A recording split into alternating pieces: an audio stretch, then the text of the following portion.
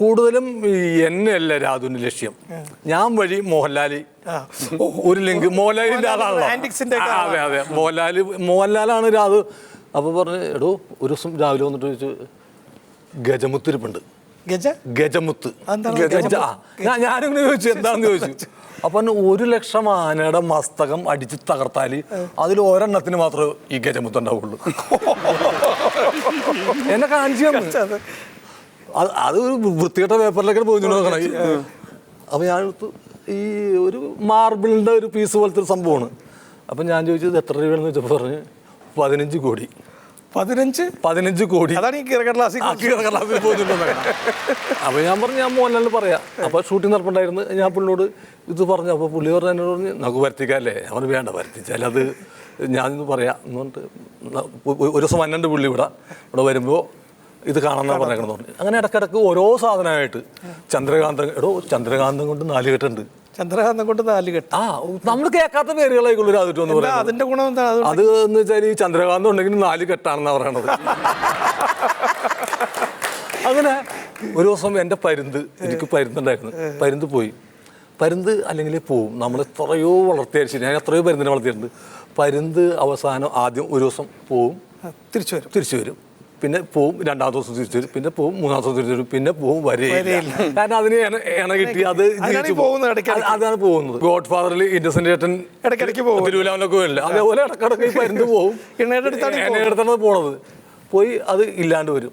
അപ്പം ഞാൻ ഇങ്ങനെ ഇടക്കിടക്ക് രാധുരത്തുനിന്ന്, അപ്പം രാധു പറയും, ഇവിടെ ഒരു സാധനം കിട്ടുന്നുണ്ട് ഇവിടെ, നക്ഷത്രാമ. റയറായിട്ടുള്ള ആമയാണ്. അപ്പം ഞാൻ വിചാരിച്ചു, ഞാൻ കണ്ടിട്ടില്ല, പത്രത്തിൽ ഇങ്ങനെ കണ്ടിട്ടുണ്ട്, ഇങ്ങനെ ഒരാളിപ്പോൾ ഉണ്ടാവും, ബലം വെച്ചൊരാളിപ്പോൾ ഉണ്ടാവും, പോലീസുകാരിപ്പോൾ ഉണ്ടാവും, നക്ഷത്രാമ എടുപ്പുണ്ടാവും. അങ്ങനെ അല്ലാണ്ട് നേരിട്ട് കണ്ടില്ല. അപ്പോൾ ഞാൻ ഒന്ന് കാണണം എനിക്ക് എന്ന് പറഞ്ഞു. അപ്പോൾ കാണിച്ചു തന്നൊരു കൊട്ട എടുത്ത് അങ്ങോട്ട് പൊക്കി മാറ്റിയപ്പോൾ ഈ അച്ചിങ്ങില്ലേ, ഈ അച്ചിങ്ങ തിന്നിട്ടിരിക്കണ ആമ, ഇങ്ങനെ തിന്നോണ്ടിരിക്കട്ടെ ആമ. അപ്പോൾ ഞാൻ 500 രൂപ വാങ്ങിച്ചിട്ട് കിണറ്റിലിടാ എന്ന് വെച്ചിട്ട് മനസ്സിലൊരു കണക്ക് കൂട്ടി ഞാൻ ചോദിച്ചു, എത്രയും രാധു എന്ന് വെച്ച്. താൻ ആനുവലിൽ 25 ലക്ഷം രൂപ തരാന്ന് പറഞ്ഞു. അതും സലീം കുമാർ ആയതുകൊണ്ട് അല്ലെങ്കിൽ 10-30 ലക്ഷം രൂപ കൊണ്ടുവരും. അപ്പൊ ഞാൻ പറഞ്ഞു, ഇതൊക്കെ ശരി, പക്ഷെ ഈ 25 ലക്ഷം രൂപയുടെ സാധനത്തിന് ഈ അച്ചിങ്ങ അല്ലാണ്ട് അല്പം ഒരു വൃത്തിയുള്ള ആഹാരം കൊടുത്തുകൂടി. 25 ലക്ഷം രൂപ കോടിച്ചേട്ടൻ എന്നിട്ടാണ്, രക്ഷപ്രഭു എന്നിട്ടാണ് അച്ചിങ്ങ തന്നെയാണത്. ഇയാള് വലംപിരി ശംഖ്. അതാ അപ്പൊ ഇയാളാണ്. അപ്പം എൻ്റെ അടുത്ത് സംബന്ധിച്ചു വലംപിരി ശംഖ്. ഇത് ഞാൻ തന്നെ ഇത്ര നാൾ വന്ന് പറഞ്ഞതല്ല.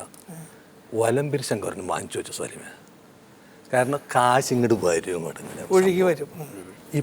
ഇപ്പോഴാണെങ്കിൽ ചുളുവിലക്ക് സാധനം കിട്ടാനുണ്ട്. താൻ അതിൻ്റെ ഒരു 2.5 രൂപക്ക് സാധനം നമുക്ക് വാങ്ങിച്ചെടുക്കാം. 2 ലക്ഷം രൂപക്ക് സാധനം വാങ്ങിച്ചെടുക്കാം. ഇപ്പം അവരിപ്പോൾ കൊടുക്കാനായിട്ട് ഇരിക്കണം. ഞാൻ എന്താന്ന് വെച്ച് അവർ കൊടുക്കണത്, അല്ല അയാൾക്ക് ഇത് സാമ്പത്തികമായിട്ട് വന്നതാ. അപ്പൊ ഞാൻ പറഞ്ഞു, ഈ സാധനമുള്ള സാമ്പത്തിക ടൈറ്റാ, അല്ല പൈസയുടെ കുറച്ച് ബുദ്ധിമുട്ട് വളരെ റയറാണ്. അതിന് താല്പര്യമുള്ളവർ വാങ്ങിച്ചു. അതിന് പ്രത്യേക പണം വരുത്താനുള്ള ശക്തിയൊക്കെ ഉണ്ടെങ്കിൽ.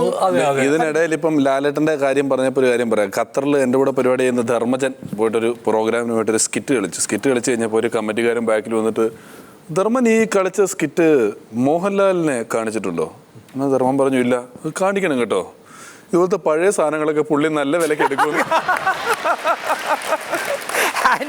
ആന്റിക്ക് അത്രയും പഴയ സ്കിറ്റ് കൊണ്ട് കളിച്ചു ധർമ്മജൻ കേൾക്കണ്ട. അതെ, അവന്